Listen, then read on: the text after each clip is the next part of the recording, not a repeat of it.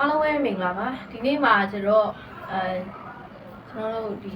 lesson 3ပေါ့နော် lesson 3 acceleration ဆက်ပြီးသင်မှာဖြစ်ပါတယ်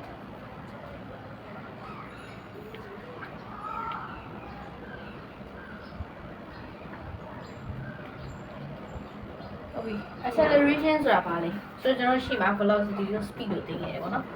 ဆိုတော့ acceleration ကိုတွက်လို့ရှိရင် तू ကဒီ velocity ပေါ်မှာမူတည်ပြီးတွက်ရမယ်ပေါ့နော်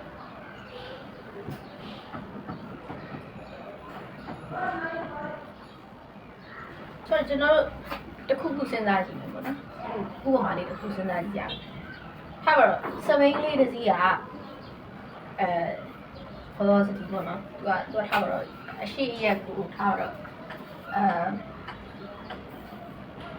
20 meter per second နဲ့ velocity ပေါ့နော်သူကအရှိရက်ကို20 meter per second နဲ့စီးလာတယ်စပိန်လေးတစ်စီးကအဲ့ဒါဆိုလို့ရှိရင်ဒါပေမဲ့အဲ့စပိန်စီးလာတဲ့သူကအရှိမတစ်ခုခုတွေးလို့ဆိုပြီးတော့ break အုပ်လိုက်တယ်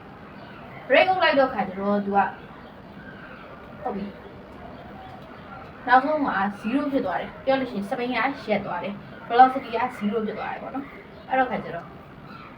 အဲ့ break အုပ်လိုက်တဲ့အချိန်မှာနှေးသွားမယ်သူကတဖြည်းဖြည်းနဲ့ဒီ3ညမတိုင်ရင်ရောက်လာမယ်ဒါပေမဲ့ဒီကနေလည်းနှေးသွားမယ်အဲ့တော့အဲ့ဒါက5 second ကြာတယ်ဆိုကြပါစို့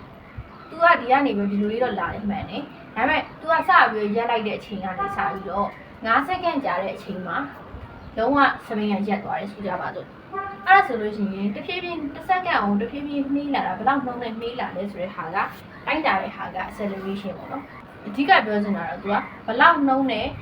ပုံမြန်လာလဲဘယ်လောက်နှုန်းနဲ့ပုံနှေးလာလဲဆိုတာကိုတိုင်းတာတဲ့ဟာက acceleration ဆိုတော့ acceleration မှာက positive ဆိုလို့ရှိရင်ပုံမြန်သွားမှာဥပမာကျွန်တော်တို့တစ်ချက်ကြည့်ရမယ်နော်ဒီတိုင်းပဲဒါပေမဲ့ तू ဒီ0ကိုပြောရတော့0အမြန်နှုန်းကနေပြီးတော့20 meter per second အမြန်နှုန်းဖြစ်လာဖို့ဆိုရင်ဒါပုံမြန်လာတာလေဟုတ်တယ်မလားကျွန်တော်စဉ်းစားကြည့်မယ်ဆိုရပြီဗျာဆိုတော့အဲ့တော့0ကနေ20 meter per second ဆိုရင်ကိုကထားပါတော့စပိန်ကိုစထွက်တာပေါ့အချိန်တင်ပြီးတော့စပြီးတော့နင်းလာတာဟုတ်ပြီအဲ့ဆိုလို့ရှိရင်အဲ့ဒီကိုရောက်ဖို့တစ်စက္ကန့်ကိုဘယ်လောက်နှုန်းနဲ့ပုံမြန်လာမလဲအဲ့ဒါကိုကျွန်တော်တို့ကတွက်မှာအဲ့တော့ခါကျတော့လောလောဆယ်ကျွန်တော်တို့ဒီရောက်အရင်တွက်ကြည့်ကြအောင်နော်ဆိုတော့သူ့ရဲ့ဒီအဓိက formula ကကျတော့ဘာလို့အဓိက formula လဲလို့ပြောလို့ရှိရင်ဒီ acceleration မှာကတော့3မျိုးရှိတယ်3မျိုးရှိရဆိုတာတစ်သွားလို့ရှိရင်လုံးဝ straight line မှာသွားလို့ရှိရင်ဒီအချိန်ရဲ့ဘယ်လိုနှင်းမလဲဘယ်လိုမြင်မလဲတွက်တဲ့ဟာက formula တစ်ခုပြီးလို့ရှိရင်အဲ့ဆက်ဝိုင်းထဲမှာပဲဆက်ဝိုင်းထဲမှာဆိုအဲ့လိုကွင်းဘက်ပြေးတဲ့ဥပမာလေးမျိုးပေါ့နော်အဝိုင်းထဲမှာသွားမယ်ဆိုလို့ရှိရင်တွက်တဲ့ဟာတစ်ခုသူ့တွက်တဲ့ဟာတွေလည်းမတူဘူးသူ့ရဲ့ acceleration နဲ့အမျိုးမျိုးရှိတယ်ပေါ့နော်ဆိုတော့ဒီသူ့ရဲ့အဓိက formula ကကျတော့တဲ့ acceleration က equal to change in velocity အဲ့ဒါကို change in time နဲ့စမှာဆိုတော့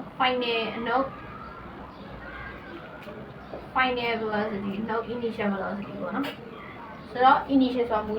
လ velocity ဆိုတာသူတို့ပေးထားတဲ့ဟာပထမဆုံးအရင်ဆုံးလာတဲ့ velocity ပြီးမှ change ဖြစ်သွားတဲ့ velocity ရဲ့ final velocity အဲ့ဆိုအဲ့ဒါကိုမှာတဲ့သူတို့က time နဲ့စမှာ time ဆိုတာအဓိကပြောရင် change in time ပေါ့နော် change in time ဆိုတာသူအချိန်ယူရဲကွာဒီ5 second 5 second ဒီကနေဒီလိုမျိုးပြောင်းလဲသွားဖို့5 second 5 second အဲ့ဒါကဒီအောင်ပြောတာပေါ့နော်ဆိုတော့ဟုတ်ပြီဆိုတော့ကျွန်တော်တို့ဒီ formula ကိုတွက်ဖို့အတွက်ဒါလေးကိုတစ်ချက် value တွေကိုအစားထိုးကြည့်မယ်ပေါ့နော်အဲ့တော့ final velocity ဆိုဒီနောက်ဆုံး velocity ပေးထားတဲ့နောက်ဆုံး velocity ပြောင်းလဲသွားတဲ့ဟာပေါ့နော်ဆိုတော့အဲ့ဟာက20 meter per second ပေါ့နော်အဲ့ဒါကိုနှုတ်မှာ initial velocity ကိုနှုတ်မှာနော်0ဟုတ်ပြီအဲ့တော့ time ကဘယ်လောက်လဲ5 second အဲ့တော့ကျွန်တော်ဘယ်လောက်ရလဲတစ်ချက်တွက်ကြည့်မယ်ပေါ့နော်နှုတ်လိုက်မယ်ဆိုလို့ရှိရင်20က20ပဲမပြောင်းဘူး5ဆိုတော့ခါကျတော့4အဲ့4ဆိုတဲ့ဟာက meter per second square ဆိုပြီးထွက်မယ်။ဘာဖြစ်လို့ square လဲဆိုလို့ရှိရင်ပြောလို့ရှိရင်ဒီ acceleration ရဲ့ unit ကကျတော့ meter per second square ပေါ့နော်။တနည်းအားဖြင့်လည်း meter per second per second ဆိုပြီးပြောတာလည်းရှိတယ် meter per second every second ဆိုပြီးပြောတာလည်းရှိတယ်ဘာလို့လဲဆိုလို့ရှိရင် second တိုင်းမှာဒီလောက်နှုန်းနဲ့ကြာလာမယ်ပေါ့နော်အချိန်ကြာလာမယ်အချိန်မြင့်လာမယ်ဆိုတဲ့ပုံမလို့ဒီ square ထည့်ထားတာဆိုတော့အဲ့ဒါတော့ကျွန်တော်ရပြီဆိုဒီကတခုဒီလိုနောက်ထပ်တွက်ကြည့်မယ်ပေါ့နော်ကျွန်တော်တို့ဒီဘက်မှာတစ်ချက်ရေးထားလိုက်မယ်သူက acceleration equal to change in velocity ကို change in time နဲ့စားမှာ okay အဲ့တော့ velocity ကိုရဖို့ဆိုလို့ရှိရင် final velocity and now initial velocity ဆိုမှတ်မိမလားတော့မသိကျွန်တော်တို့ distance နဲ့ displacement တင်တော့ကအဲ့ displacement ကိုလိုချင်လို့ရှိရင် final position and now initial position လို့တင်ထားရနော်အဲ့တော့ဒီကားလည်းအတူတူပဲဘာလို့လဲဆိုလို့ရှိရင် velocity က displacement ကနေမူတည်ပြီးတွက်တာ velocity ရတယ်ဆိုတော့ခါကျတော့ acceleration ကိုလိုချင်လို့ရှိရင် velocity မှာတိထားရမှာက acceleration လိုချင်လို့ရှိရင် change in velocity ကို change in time နဲ့စားမယ်ဆိုတော့ကျွန်တော်တို့ဒီဟာလေးပြန်ပြီးတော့တွက်ကြည့်မယ်နော်အဲ့ဒါဆိုလို့ရှိရင် acceleration equal to change in velocity ကဘာလဲဆိုလို့ရှိရင်သူကဒီကနေပြီးတော့ဒီကိုဖြစ်သွားတာဆိုတော့ final velocity and now initial velocity okay အဲ့တော့ကျွန်တော်တို့က final velocity နောက်ဆုံးမှရမယ်အဲ့ velocity တွေကနေပြီးတော့ဒီ initial velocity ဒီလိုပေးထား velocity ကိုနှုတ်အောင်ဖြစ်တဲ့ကြောင့်အဲ့ဒါကိုနှုတ်ပြီးတော့ခါကျတော့ change in time နဲ့စားတယ်ဆိုတော့5 second သူပေးထားတဲ့ဟာက5 second ဒီ second အတွင်းမှာသူဒီလောက်ပြောင်းသွားတယ်လို့ပြောတာဖြစ်တဲ့ကြောင့်နှုတ်မယ်ဆိုလို့ရှိရင်ဒီမှာ negative 20ရမယ်ပေါ့နော်ဆိုတော့0ကကျွန်တော်တို့နှုတ်မယ်ဆိုလို့ရှိရင်ဒီမှာ negative 20ရမယ်20အဲ့ဒါအောင်မှဒီ5နဲ့စားမယ်ဆိုတော့ခါကျတော့ဆိုတော့5လေးလီ20ဆိုတော့ဒီရတဲ့စားလက်က minus နဲ့ထွက်လာမှာဆိုတော့ minus 4 meter per second ဆိုပြီးထွက်မယ်ဆိုတော့ဒီထောက်စပိန်လေးတစ်စီးက20 meter ဒီအချိန်လုံးပေါ့နော်တစ်စက္ကန့်ကို20 meter အချိန်လုံးနဲ့လာတယ်ပဲဆိုကြပါစို့လုံးဝတော့အရင်တော့မြင်နေထင်ပါပါတယ်နော်20 meter အချိန်လုံးကြီးနဲ့လာတယ်အဲ့ဒါကိုမှသူက9စက္ကန့်အတွင်းမှာသူ break လုပ်လိုက်တာ0ဖြစ်သွားတယ်ပေါ့နော်အချိန်က0ဖြစ်သွားပြရနော်ရက်သွားတယ်ပေါ့နော်အဲ့တော့ခါကျတော့9စက္ကန့်အတွင်းမှာဟုတ်ပြီအဲ့လိုရက်သွားတယ်ဆိုလို့ရှိရင်1စက္ကန့်ကိုဘယ်လောက်နှုန်းနဲ့အချိန်ရောလာတာလဲဆိုတာကိုကျွန်တော်တို့ကအဖြေထုတ်တော့ negative 4 meter per second နဲ့သူကအချိန်ရောလာတာပေါ့နော်ပြောရလို့ရှိရင်နော်1စက္ကန့်ကို4 meter နှုန်း4 meter နှုန်းနဲ့အချိန်ရောလာတယ်ဆိုတော့ဒါကကျတော့ကျွန်တော်တို့ကရိုးရိုးလေးပဲတွေးနေတာဘာလဲဆိုလို့ရှိရင်ဒီ line တက်လေးပုံပါပဲဒီလိုလေးပဲတွေးနေတာပေါ့နော်အဲ့တော့ dilation နေတာမဆန်းဘူးဒါပေမဲ့ acceleration မှာအဲ့ဒါပဲရှိတာမဟုတ်ဘူးသူကဆောင်းဝိုင်းထဲမှာသွားနေမယ်ဆိုရင်ဘယ်လိုလဲလို့အဲ့လိုမျိုးတခြားအမျိုးမျိုးရှိသေးတယ်ပေါ့နော်ဆိုတော့ကျွန်တော်တို့ကဒီမှာကတက်ကိုသွားမယ်တက်ကိုပဲသွားသေးတယ်ကျွန်တော်တို့ဟိုနောက်ပြန်ကြွေတာတွေပါကျွန်တော်ဘာမှမတင်ရသေးဘူးပေါ့နော်ဆိုတော့ကိုယ်သိရမှာကဒီ acceleration မှာကကျတော့ positive ဆိုလို့ရှိရင်အဲ့ဒါကအရှိန်တင်တာပေါ့နော် speeding up ပေါ့နော်အဲ့လိုမှမဟုတ် negative ဆိုလို့ရှိရင် slowing down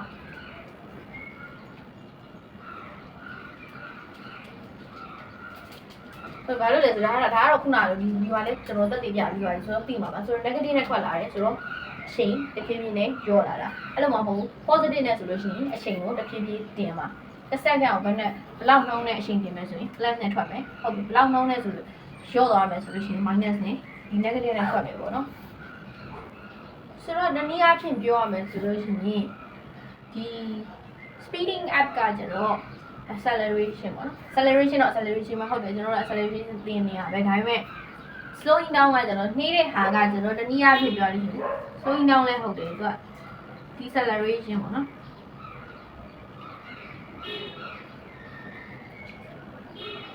အချိန်လျှော့တာအချိန်တင်တာဆိုပြီးမှလည်းဆိုတော့ဒီလိုမြင်လို့ရှိရင်ဒါက acceleration ကိုမှအချိန်လျှော့တာဆိုပြီးသိရမယ်ပေါ့နော်တနည်းအားဖြင့်ဟုတ်ပြီဒါမှမဟုတ်ဆိုရင် negative acceleration ကိုလည်းလာမယ်ပေါ့နော်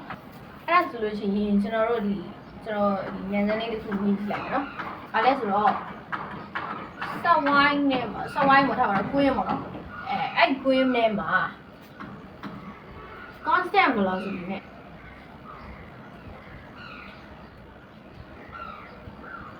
ထားပါတော့15 meter per second တစ်စက္ကန့်ကို15 meter နှုန်းဒါပေမဲ့ constant velocity ဆိုတာဒီနှုန်းတိုင်းပဲပုံမှန်သွားနေတယ်တစ်စက္ကန့်တိုင်းမှာ15 meter ပဲပုံမှန်သွားနေတယ်ခုနကလို acceleration ပြောလို့ရှိရင်တော့မပါဘူးသူကပိုပြီးတိုးသွားလည်းမပါဘူးဟို short သွားလည်းမပါဘူးတိုးလာတာလည်းမပါဘူးပေါ့နော် slowing down လည်းမဟုတ်ဘူး speeding up လည်းမဟုတ်ဘူးပေါ့နော်အဲ့လိုသွားနေတယ် constant velocity နဲ့ဒီ set y နဲ့မှာသွားနေတယ်ဒါပေမဲ့သူ့ရဲ့ acceleration က0မဟုတ်အဲ့တော့ကျွန်တော်တို့ပုံမှန်အဖြစ်သိထားမှာ constant velocity ဆိုလို့ရှိရင် line တစ် line မှာ constant velocity နဲ့ပြေးနေတယ်ဆိုလို့ရှိရင်ထားပါတော့15ပေါ့တစ်စက္ကန့်မှာ15မဟုတ်ဘူး30ဆိုလို့ရှိရင်2စက္ကန့်မှာ30 velocity မှာတင်ရဲ့ velocity မှာကျွန်တော်လေ့လာခဲ့သလိုပဲ45 မီတာဆိုလို့ရှိရင်3စက္ကန့်ဖြစ်သွားမယ်အဲနှုန်းနဲ့လာသွားမယ်ဆိုလို့ရှိရင်60 မီတာဆိုလို့ရှိရင်4စက္ကန့်5စက္ကန့်ဆိုလို့ရှိရင်85 မီတာ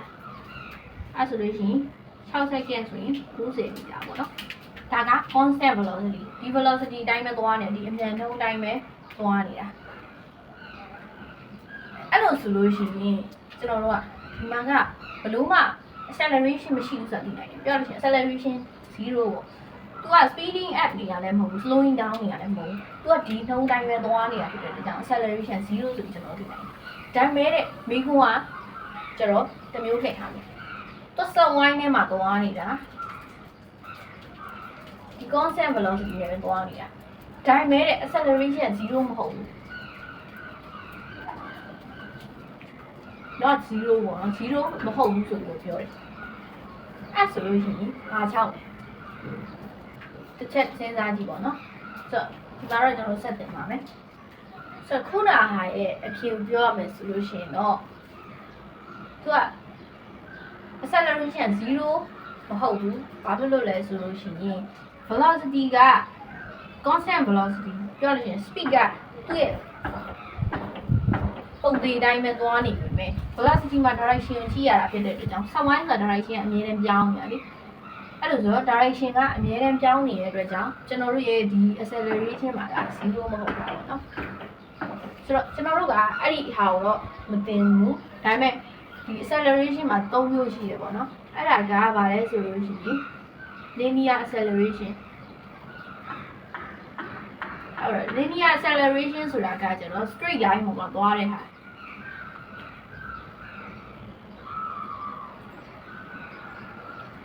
ပြောလို့ရှိရင်ခုနကကျွန်တော်တို့ဖတ်ခဲ့တဲ့ဟာတွေနဲ့အဲ့ဒီဟာက linear acceleration ပေါ့နော်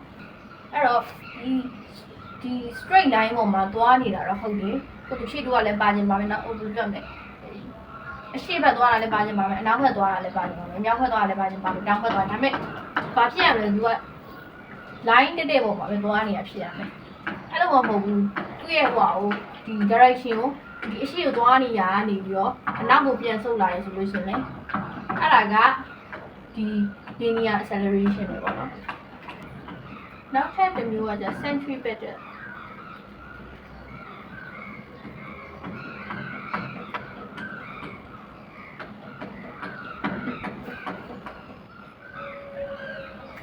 centripetal ကကျွန်တော်ဘယ်လိုမျိုးလဲဆိုလို့ရှိရင်ခုနကကျွန်တော်တို့